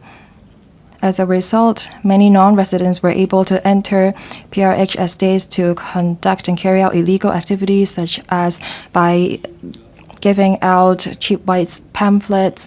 There is theft. The reason for that is that we don't have an effective access control system. On the mainland, they rely on facial recognition to enhance the security of their buildings. So will the administration consider installing biometric access control system to facilitate elderly or people who don't have mobile phones? This will enhance security and foster a sense of gain and happiness among the residents of PRH estates. Secretary. Thank you.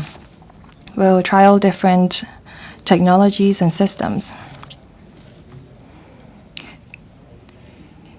The use of access code will give rise to the risk of leakage. That's why we have been trialing different access control systems to identify the most suitable one. We may adopt a 2-in-1 system because that could be more convenient. We do not rule out any technology. Now, in terms of security, we have many different security systems that are installed at non-main entrance, such as CCTV and smart monitoring system. There are other technologies, such as AI smart systems, that we can rely on. The systems will be able to detect any entry and exit to the buildings. This will enhance the security of the estate. Mr. Chan Hok-fung, thank you. With having the system, we can save manpower and enhance security. The administration is trialing an access control system in 10 different estates. So I wonder how much manpower can be saved in those 10 pilot estates, and how has the estate management been enhanced since the adoption of the technology? Secretary. Thank you. We have been collecting data. We have been adopting the approach of launching project or systems once they are ready. As mentioned, for systems that detect objects thrown from height, we have been installing them across all estates in Hong Kong. Previously, we have to ask our frontline staff to view video footages for long hours in order to detect where the objects fall from. Now we can save half the time, and we can now rely on AI to analyze the video footages. Much time and manpower can be saved. and we are now able to do what we could not previously. Efficiency has been enhanced and manpower has been saved.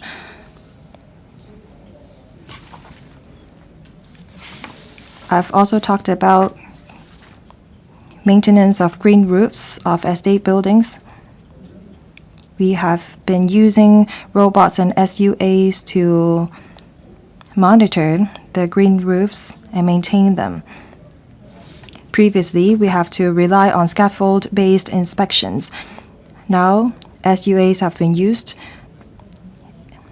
in 70% of the estates. Much manpower has been saved. As a result, we have been collecting data in order to review our systems and adopt the most suitable one. Mr. Gary Chang, thank you. There is a photo that is circulating on social media platforms where there are two security guards using an umbrella to shelter the robots away from rain. If the robot itself is water resilient, then there could be problems with our training for the security guards. If the robot is not water resilient, should we still send the robots for patrol during rainy seasons? I wonder if there is a mechanism to review where the technology should be adopted and when. Secretary. Thank you. We use robots that are suitable for outdoor environment. We will talk to the frontline officers to look into the case you mentioned.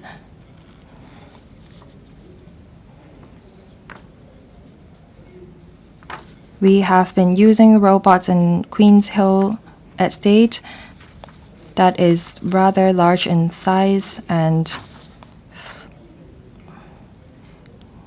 during hot seasons, we can rely on robots for cleansing and patrolling.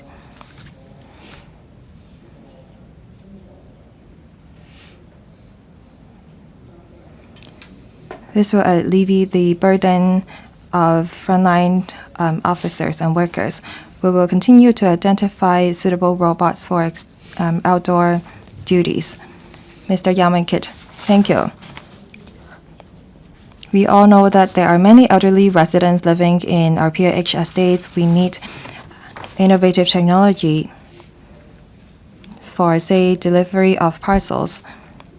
Can we not have robots to deliver parcels to the flats of our PRH residents, because we see the same on the mainland? Ms. Secretary. Thank you.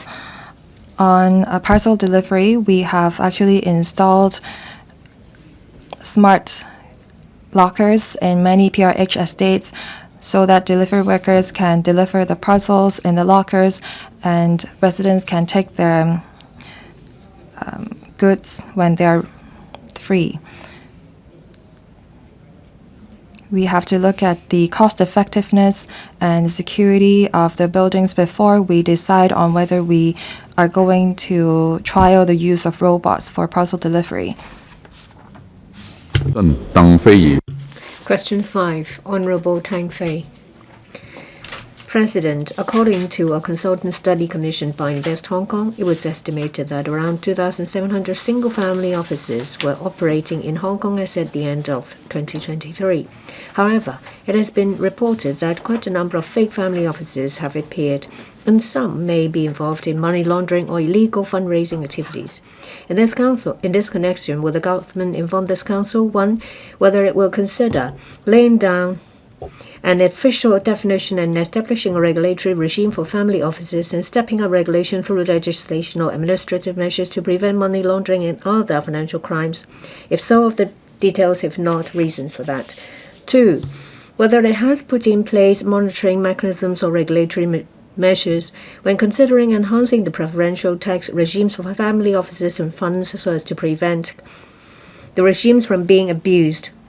as tax avoidance tools, if so, of the details, if not reasons for that. And 3, whether it has plans to provide more systematic professional training and accreditation schemes to meet the demand from family offices for multidisciplinary professionals, and whether it will regularly assess the effectiveness of the policies relating to family offices in terms of market response, economic contributions, and potential risks. If so, the details, if not the reasons for that. Secretary for Financial Services and the Treasury. President, as an international financial center and the freest economy in the world, Hong Kong maintains an open market environment.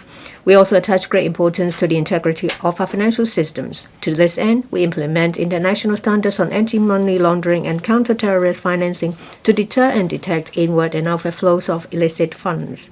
In consultation with Invest Hong Kong, the Inland Revenue Department IRD, Securities and Futures Commission SFC, and Hong Kong Academy for Wealth Legacy the Academy, my reply to the question is as follows. 1. The government welcomes all lawful and compliant family offices efforts to set up in Hong Kong and respects the private financial arrangements of these of single family offices. Regarding the regulation of investment activities, the license regime under the Securities and Futures Ordinance SFO is activity-based. Generally speaking, the single FO refers to an arrangement established by members of a single family to manage the family's assets, investment, and long-term interests. A single FO is required to apply for a license under the SFO and meet the Code of Conduct and statutory requirements applicable to licensed corporations if it carries on a business or regulated activity in Hong Kong, for example, providing asset and wealth management services to clients other than family members. These requirements also apply to investment companies or multi-FOs. To facilitate the trade's understanding of the regulatory regime, the SFC has issued circulars and quick reference guides on the obligations of FOs to provide additional guidance. In addition, professionals of various sectors providing services to FOs shall conduct due diligence in compliance with the requirements and guidelines. Amongst others, the Anti-Money Laundering and Counter-Terrorist Financing Ordinance CAP 615 provides that financial institutions, including banks, SFC licensed corporations, insurance companies, money service operators, etc., and designated non-financial businesses and professions, including solicitors, accountants, estate agents, and trust or company service providers, shall conduct customer due diligence, including identifying and verifying the identity of beneficial owners, monitor the business relations with customers, as well as keeping records. When service providers identify any suspicious transactions, they have the obligation to report. Our systems and measures for combating money laundering and terrorist financing all along adhere to international standards and best practices. We closely monitor the risks related as well as the developments in international standards and will keep our systems and measures under constant review so as to safeguard the integrity and stability of Hong Kong's financial system. 2. Family-owned investment holding vehicles, FIHVs, managed by single FOs in Hong Kong fulfilling the minimum asset threshold of 240 million Hong Kong dollars and substantial activities requirements can enjoy profit tax exemption for qualifying transactions. Currently, anti-avoidance measures have been put in place for the preferential tax regimes for single FOs and funds. For example, to prevent abuse, a business undertaking for general commercial or industrial purpose is not eligible for tax concessions. The tax regime also contains anti-round-tripping provisions to prevent abuse or round-tripping by residents to take advantage of the exemption via a fund or a FIHV. Meanwhile, the general anti-avoidance provisions of the IRO Inland Revenue Ordinance also apply to the preferential tax regimes for single FOs and funds. On the strength of these provisions, the IRD can address any artificial or fictitious transactions, disposition that is not given effect to, and transaction for the sole or dominant purpose of enabling a person to obtain tax benefit. To attract more FOs and high net worth individuals to choose Hong Kong for wealth management, we will enhance the preferential tax regimes for funds, single FOs, and carried interest, including expanding the scope of fund under the regime, increasing the types of qualifying transactions eligible for concessions, enhancing the tax concession arrangement on the distribution of carried interest by private equity funds, etc. We also propose to introduce the tax reporting mechanism under the enhanced tax regime for funds to ensure that the funds and special purpose entities meet the relevant conditions under the IRO. The government will continue to closely communicate with the industry on formulating the details of the reporting regime and do our best to minimize the compliance burden under the reporting regime. 3. The government is committed to expanding the talent pool for wealth management and efforts to support the long-term development of the trade. We have, since 2016, implemented the pilot program to enhance talent training for the asset and wealth management sector to nurture more talents. To date, over 4,700 applications for reimbursement of training courses fees have been approved, and the program has provided internship opportunities for over 920 tertiary students, supporting the trade to offer more training and learning opportunities to enhance professional standards of practitioners. Besides, we've included management professionals in asset and wealth management and professionals in compliance in asset and wealth management under the talent list since 2018 and 2021 to help talents in these professions to come to Hong Kong. The government has also established the Academy of Wealth Legacy in 2023 to provide a platform for collaboration, networking, knowledge sharing, and talent development, and to provide training for asset owners, wealth inheritors, and the FO sector. In 24-25, the Academy organized, co-organized, and participated in over 20 events to engage asset owners, wealth inheritors, and FO practitioners. Over 3,100 participants have taken part. The government will maintain close communication with FOs to understand their needs, evaluate the effectiveness of policies, and introduce enhancements. For example, the new Capital Investment Entrant Scheme, new CIES, has been well received. As of end of May this year, over 1,370 applications are received, expected to bring in an investment amount of over 41 billion Hong Kong dollars. The government has also launched enhancement measures with effect from the 1st of March this year, allowing investments under the scheme to be made through an eligible private company wholly owned by the applicant, creating synergy with the tax concession regime. According to the research findings of the Consultant Commission by Invest Hong Kong and published in March last year, there were about 2,700 single FOs operating in Hong Kong as at the end of 2023. The number is expected to exceed 3,000 soon. Since establishment in June 2021 up to end of May this year, the dedicated Family Office Hong Kong team of Invest Hong Kong has assisted over 190 FOs to set up and expand their businesses in Hong Kong. Around 150 of them have indicated that they are preparing or have decided to set up their business here. The performance indicated to attract no less than 200 FOs by end of 2025 as set out in the 2022 policy address is likely to be achieved. Thank you. Mr. Tang Fei. President.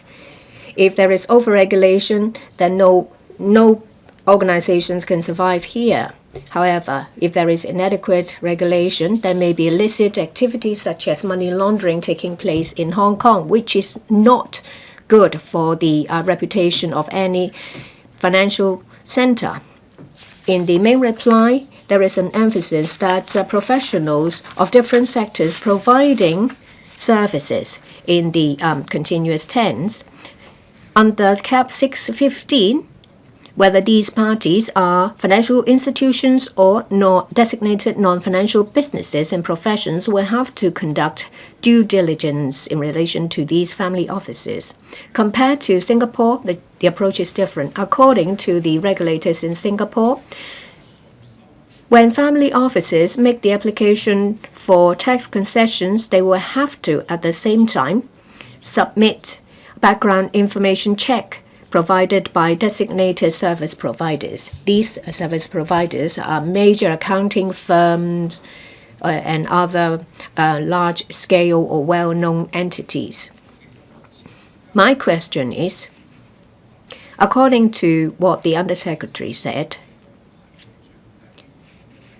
if we are to guard against illicit activities, say, for example, money laundering or financing for illicit purposes, there is a sufficient measures put in place. We don't have to put in place a stringent mechanism as high as that in Singapore. Is that right, Under Secretary? I would like to make a few points. First, under the SFO, if the entity or the organization is in charge of due diligence or is in charge of regulated activities, that is to carry on a business that involves regulated activities, they will have to be licensed. Family offices need services from different sectors, say, for example, trust banks, accounting, as well as legal service providers. These professionals have to carry out due diligence as required, and they also have to meet the requirements against anti-money laundering and counter-terrorist financing. The member mentioned about a licensing regime of other places. In these places, there are exemptions as well. Say, for example, if a certain office runs by a family office or certain purpose, then they may not need a license. Different places have different needs and different approaches.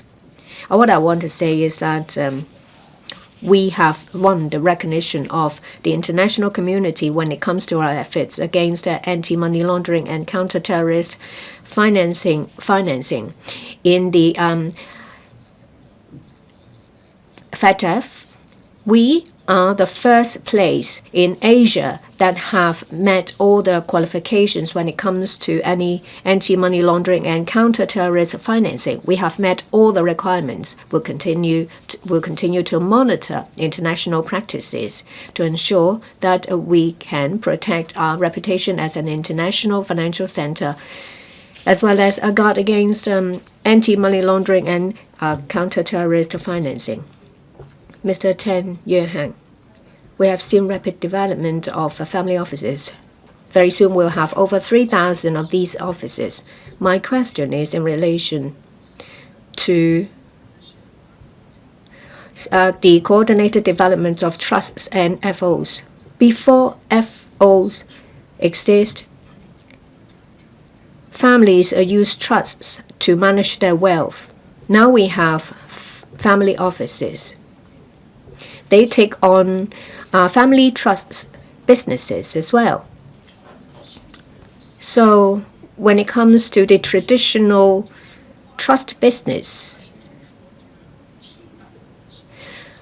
the FO is in fact a replacement. How do you strike a balance between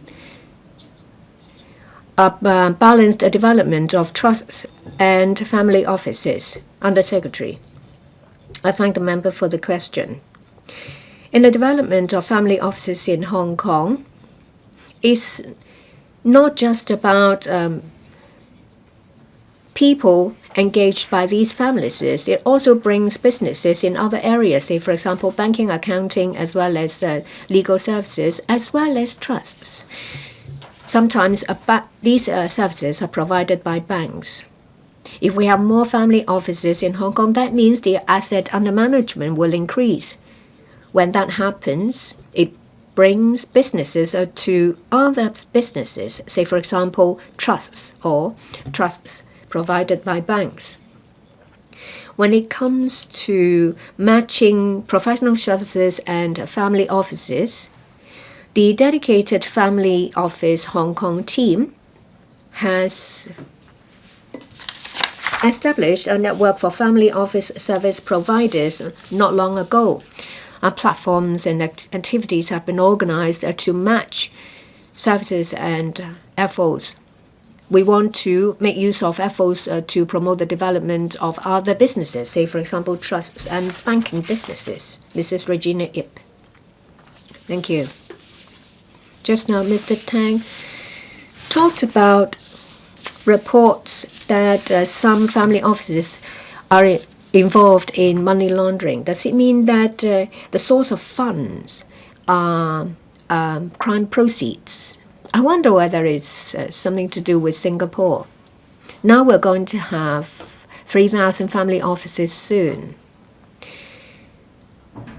Has there been any identification of illicit funds, crime proceeds, funds from terrorists, or funds obtained from tax avoidance? Our reputation is very important. Just now, the Undersecretary said we have won the recognition of FATF in terms of anti-money laundering and counter-terrorist financing. Undersecretary, I thank the member for giving me another opportunity to elaborate on our efforts against money laundering and counter-terrorist financing. From January to April this year, there are about 1,888 people that have been arrested for money laundering offenses. 224 of them have been convicted.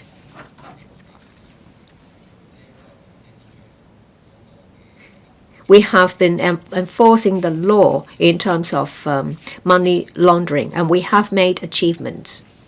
We have been talking to the SFC. We have not seen any signs as rumored that there are family offices that are managing crime proceeds like a syndicate. In my main reply, as well as my reply to a supplementary question, the regulatory regime against money laundering and terrorist financing has been effective. We work with international organizations on that as well. We're very confident that with the use of our effective regime, we will be able to protect our reputation. I would like to also emphasize one point. FATF, when they conducted our compliance systems last time, they were of the view that our measures are effective. They talked about risk assessment, enforcement,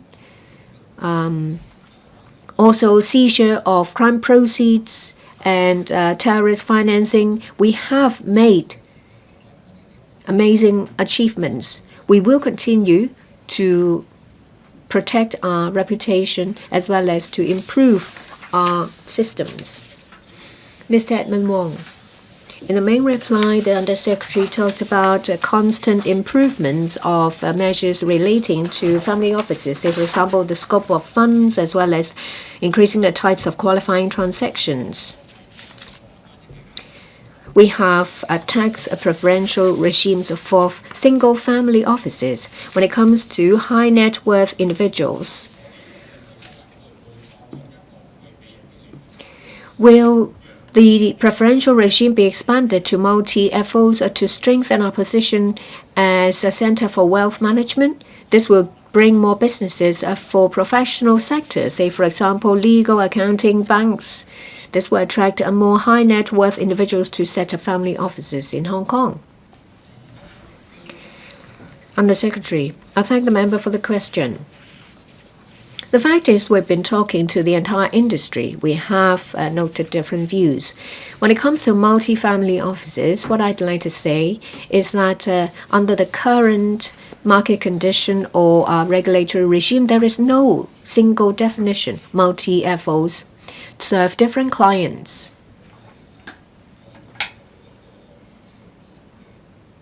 So they work as investment consultants, they provide referral services.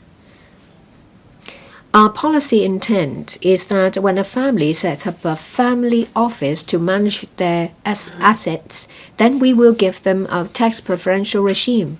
If the office provides investment services to different clients, some services are similar to private banks or wealth management companies. The fact is that they run businesses or provide services to multiple clients, not just for one single family.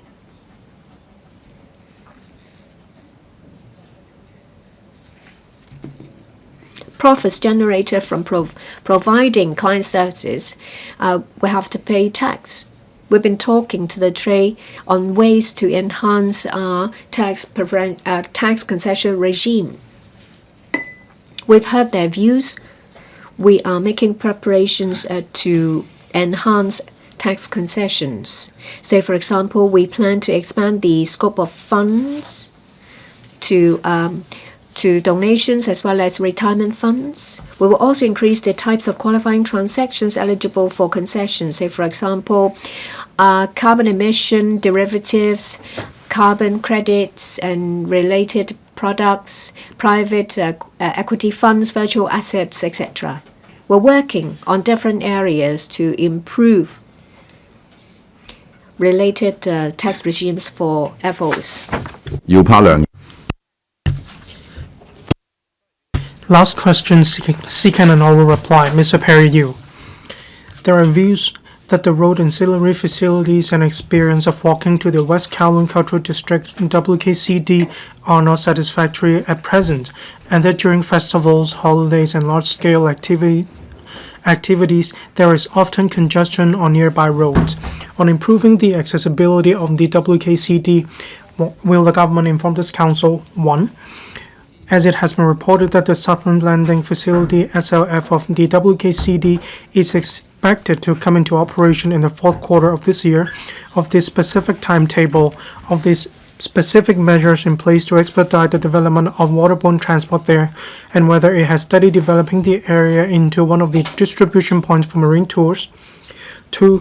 As some members of the public and tourists have reflected that the current experience of walking from the CHOW Center along Austin Road West to the area around M+ is not satisfactory, whether the authorities will consider prioritizing the creation of a pleasant harborfront promenade from the CHOW Center to WKCD to facilitate access of members of the public and tourists to the area.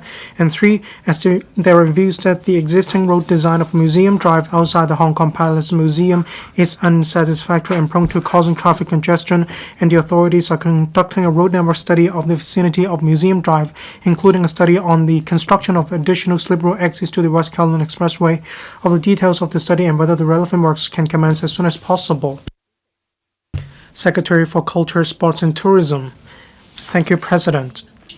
The West Kowloon Cultural District, or for short WKCD, is an important strategic cultural infrastructure investment of the Hong Kong SAR government. The WKCD is not only a popular choice for local residents to take part in cultural activities, but also one of the must-visit attractions popular among tourists. The government and the WKCDA have always attached a lot of importance to the accessibility of West Kowloon. Now there are many transport services and routes to the WKCD, including the MTR, 7 franchise bus routes, 5 green minibus routes, as well as water taxis.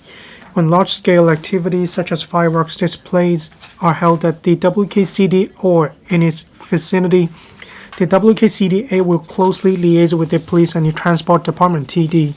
The police will implement temporary traffic management measures, including road closures, as needed within the WKCD and its vicinity, whereas the TD will coordinate with public transport operators to increase services. Visitors can walk to the 2 MTR stations, that is Kowloon Station and Austin Station, or places nearby for public transport after the activities. During major festivals in the past 2 years, the said arrangements work smoothly at large. Having consulted the Transport and Logistics Bureau and the WKCDA, I now reply to Mr. Perry Yu's question as follows. 1. The Southern Landing Facility SLF opposite M+ is expected to be completed and open in the fourth quarter of this year. By then, the existing berthing point of water taxi at the new Yau Ma Tei Typhoon Shelter will be relocated to this new landing facility. At the same time, the WKCDA is liaising with the TD the introduction of a new ferry route between the WKCD and Central, so as to fully utilize the new landing facility to further improve waterborne transport to and from the WKCD. The SLF is a public landing facility. WKCDA is now formulating the future arrangements for the use of SLF, including reservation arrangements for berthing public vessels other than water taxi, and will also maintain close liaison with the tourism industry and relevant government departments to explore ways to maximize the utilization of the SLF. The WKCD is situated on a 40-hectare site next to the high-speed rail Hong Kong West Kowloon Station, the MTR Tuen Line Austin Station, as well as the Tung Chung Line Kowloon Station. Citizens and visitors can choose the nearest MTR station according to the different arts and cultural facilities in the district they want to visit. Take M Plus as an example. Visitors can use the MTR Kowloon Station and walk about 10 minutes via Elements and the Art Square Bridge to reach it.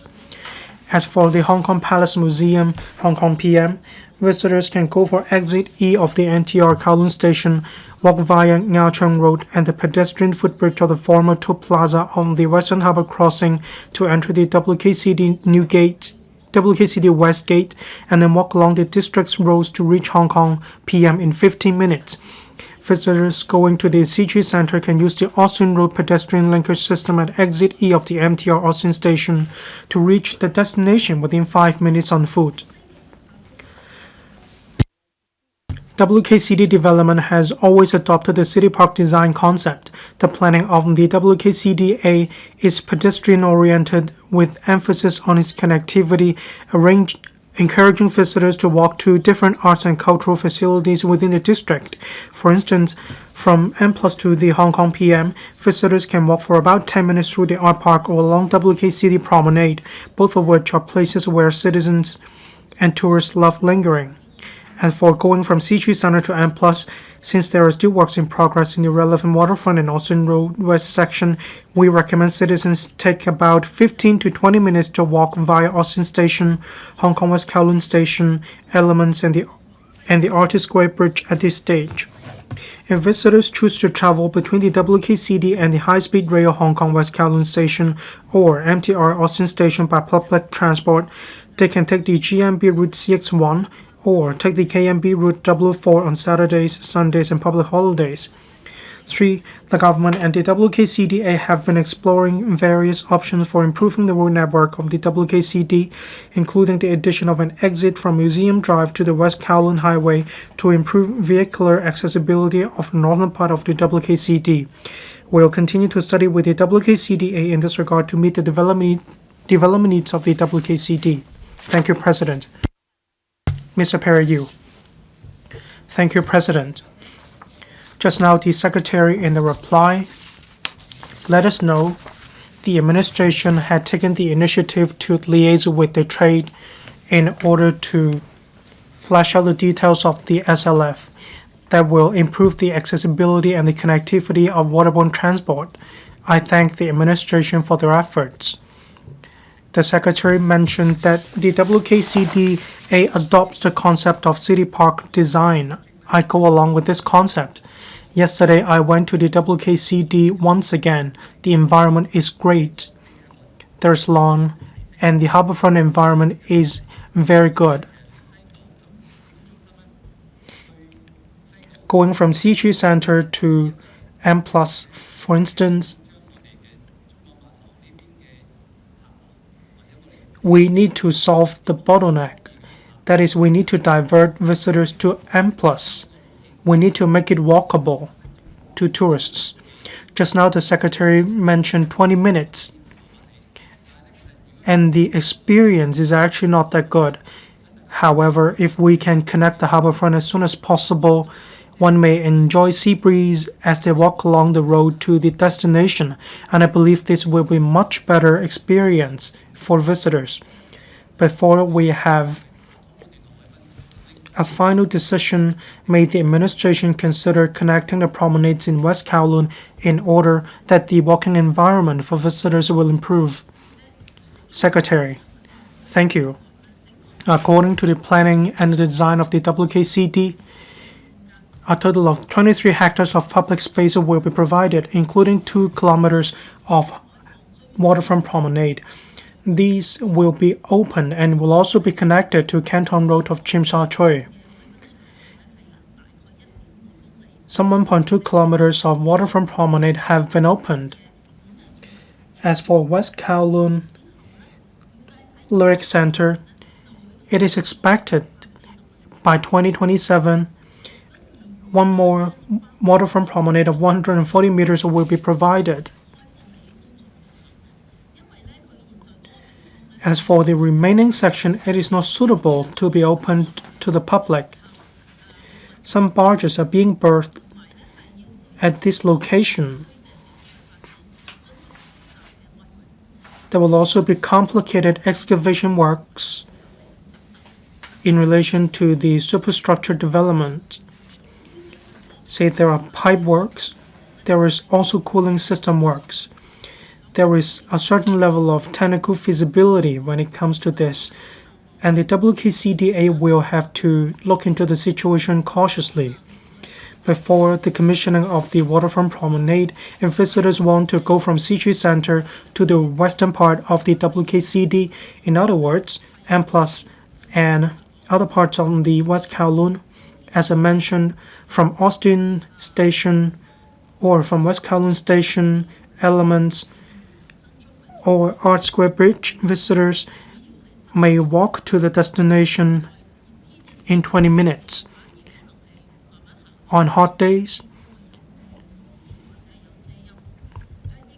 visitors can enjoy air conditioning and the walking experience will be quite pleasant. Of course, visitors may also choose to take the green belt area of West Kowloon Station, and that is an open-air section. If visitors need to take public transport, we have CX1, that is a GMB route, or KMB route 4 on Saturdays, Sundays, and public holidays.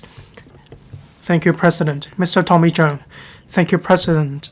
I'd like to let the Secretary know I have already related to the President of the WKCDA there is a more direct access leading to CHOW Center. You encourage visitors to walk to the destination, but then the section of the road is exposed. We are exposed to elements actually. Eateries in Hong Kong Palace Museum, they will be affected as well. Is it possible to construct shelters for the exposed sections of the road so that people will not have to be exposed to rain on rainy days? Thank you, President. Thank you, Mr. Tommy Cheung.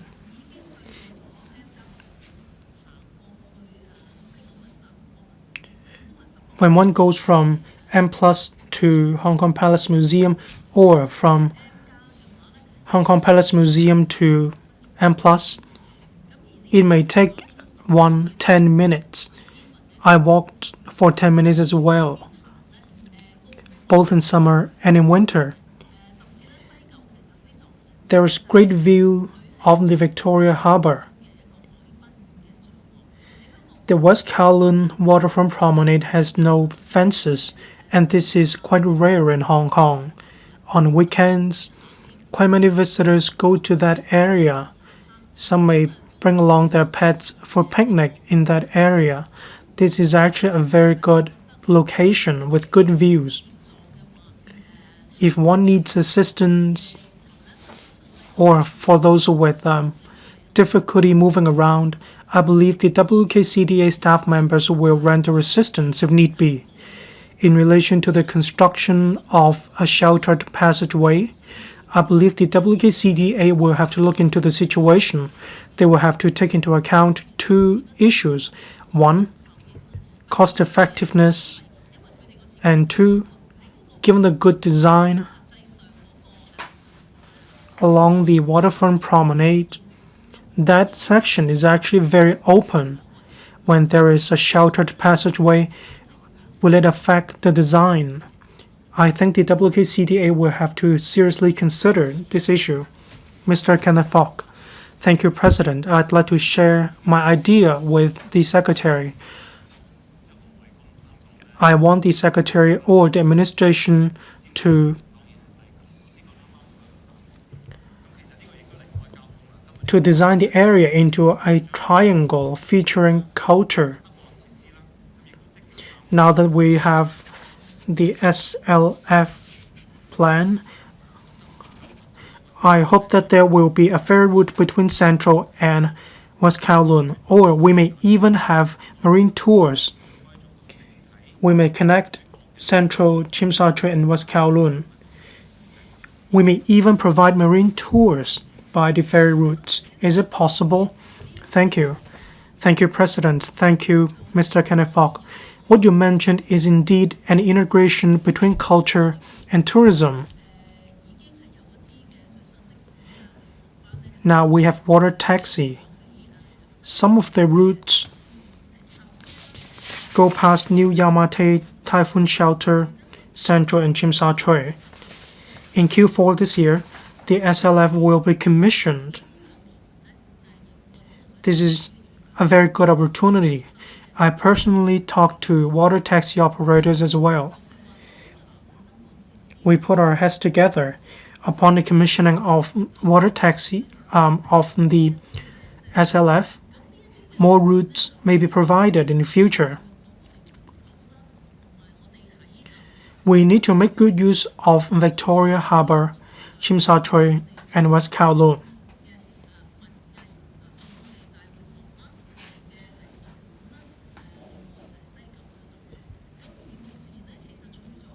We have different cultural and arts facilities like City Hall and so on. Central, Tsim Sha Tsui, West Kowloon.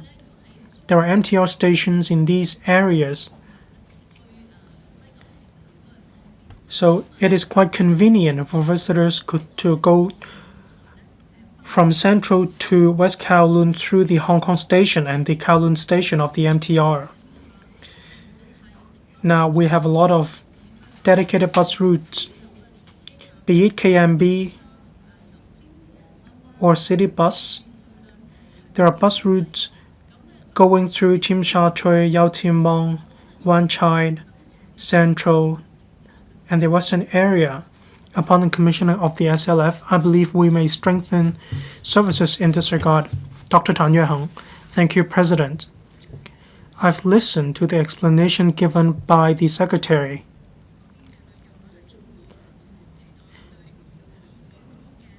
I pin high hopes on the experience along the waterfront promenade of West Kowloon. Walking from CG Center to M+, I share the fact that the experience of walking is not satisfactory.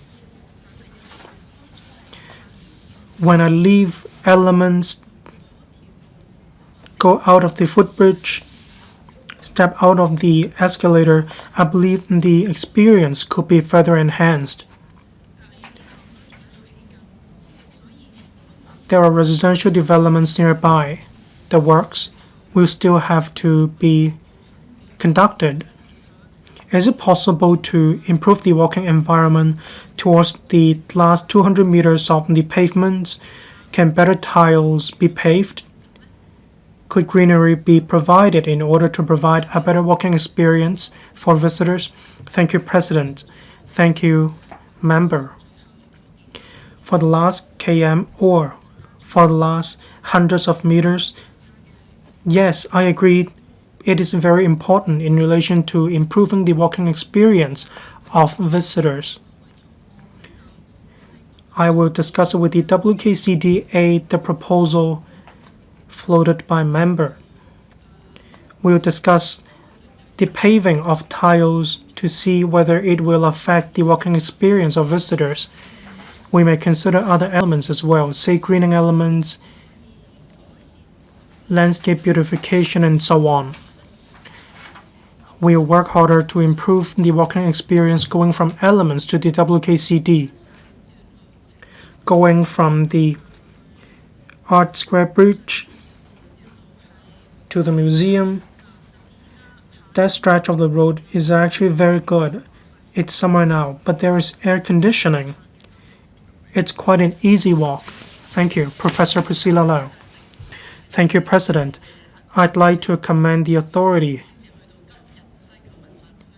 The administration. In 2010, I moved a motion. All members of the Legislative Council supported it. I'd like to ask about accessibility. That is the thrust of the question today. We want to facilitate the integration between new districts and older districts. In Central and West Kowloon, we are looking into the provision of a new ferry route. Is it like a traditional ferry route, or will it be smaller water taxi? We want the routes to be flexible. We want the passengers to experience the nice view of Victoria Harbour. From the perspective of visitors or locals, they both share with me that they want to experience the ride through the Victoria Harbour. Then they will feel that they are connected to the WKCD. Secretary.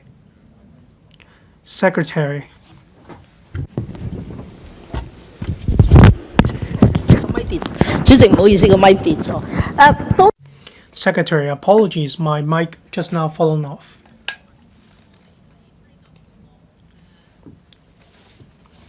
When it comes to the ferry facilities or waterborne transport, when there is improvement in this regard to a certain degree, I believe this will benefit residents in the area. If residents have to go out to the Southern Landing facility, they may need to walk, especially for the topside structure or development of the Kowloon station. One may have to walk for 10 minutes to reach the museum. For residents, for them to go to and from Central, most of them are commuters, and they may choose MTR or other bus routes. The Tourism Commission and the Transport Department, as well as ferry operators, they had a discussion in relation to provision of services about the WKCD. We may factor in what a member mentioned. Sometimes we take ferry, staff ferry. We are willing to walk further and take ferry services, and we may have to consider this point as well. This is actually a good proposal. Thank you. Government bills. This council